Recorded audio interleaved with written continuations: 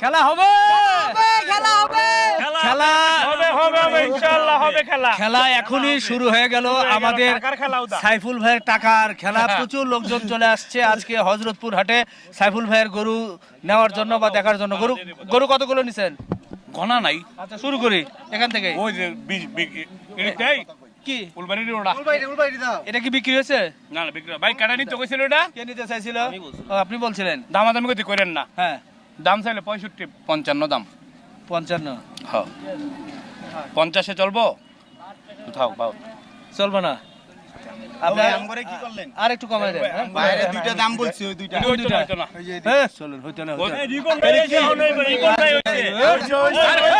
রিকন ভাই হইছে। আসেন।